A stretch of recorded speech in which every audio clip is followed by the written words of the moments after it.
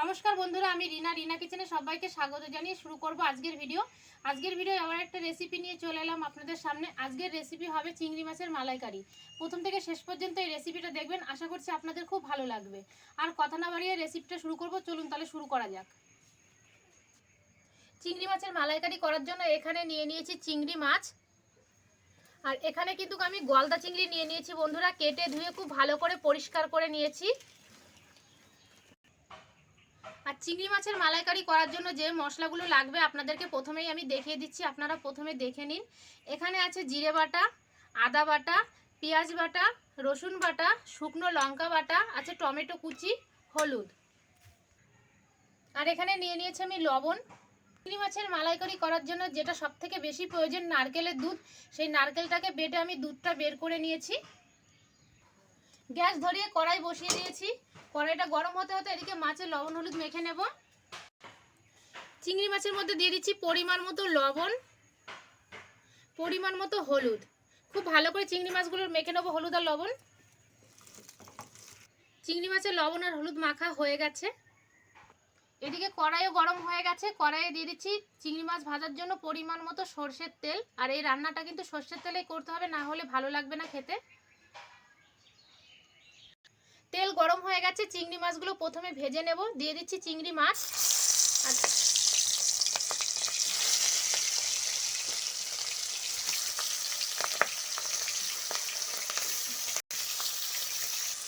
চিংড়ি মাছের এক পাশ ভাজা হয়ে গেছে, এবার আমি উল্টে দিচ্ছি।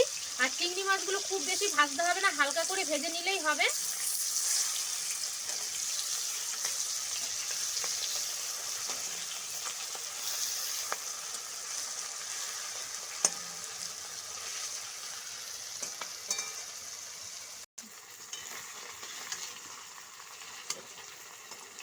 মাছের দুই পাশ আমি হালকা করে ভেজে নিয়েছি, এবার তুলে নিচ্ছি।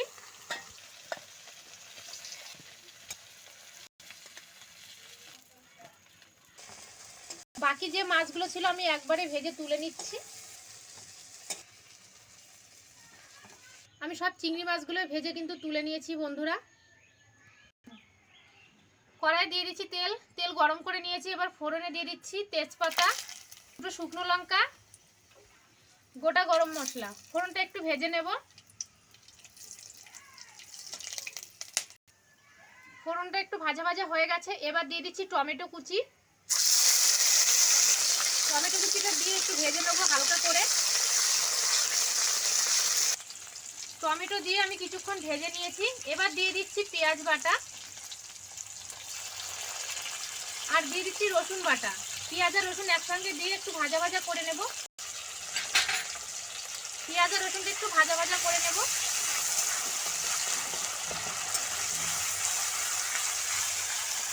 পেঁয়াজ রসুন দিয়ে আমি কিছুক্ষণ ভেজে নিয়েছি।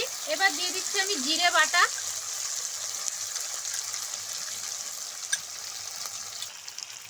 এবার দিয়ে দিচ্ছি আদা বাটা, আর দিয়ে দিচ্ছি শুকনো লঙ্কা বাটা। এবার দিয়ে দিচ্ছি পরিমাণ মতো লবণ, মতো হলুদ, আর দিয়ে দিচ্ছি পরিমাণ মতো হলুদ। মশলার সঙ্গে খুব ভালো করে লবণ হলুদ কষিয়ে নেব।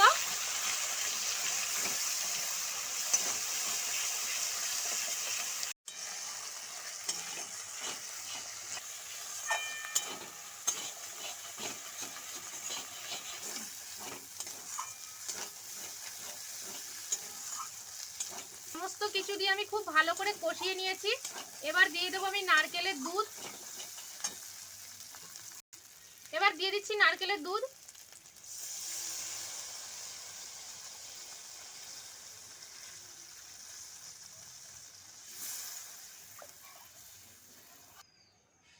জল দেওয়ার পরে ঝোলটা আমি ফুটিয়ে নিয়েছি। 1 মিনিট মতো ঝোলটা কিন্তু ফুটে উঠেছে। এবার আমি দিয়ে দিচ্ছি ভেজে রাখা চিংড়ি মাছ। চিংড়ি মাছ দিয়ে আমি আরো 2 মিনিট মতো ফুটিয়ে নেবো ঝোলটাকে। মিশিয়ে সব চিংড়ি মাছগুলো কিন্তু আমি ঝোলের সঙ্গে মিশিয়ে নিয়েছি খুব ভালোভাবে। চিংড়ি মাছ দিয়ে আমি আরো 3 মিনিট মতো ঝোলটাকে খুব ভালো করে ফুটিয়ে নিয়েছি।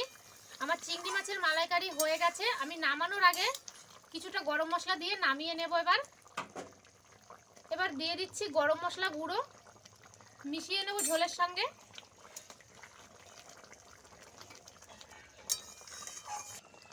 চিংড়ি মাছের মালাইকারি আমার হয়ে গেছে বন্ধুরা। এবার আমি গ্যাসটা বন্ধ করে নামিয়ে নিচ্ছি অন্য একটা পাত্রে। এবার আমি অন্য একটা পাত্রে নামিয়ে নিচ্ছি।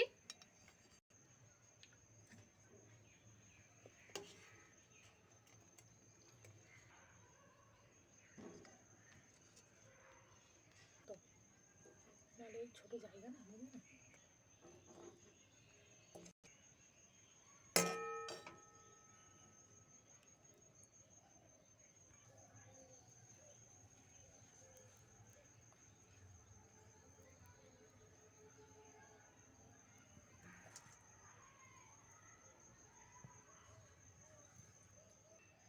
রেসিপিটা আমার হয়ে গেছে কিন্তু বন্ধুরা, আমি অন্য একটা পাত্রে নামিয়েও নিয়েছি।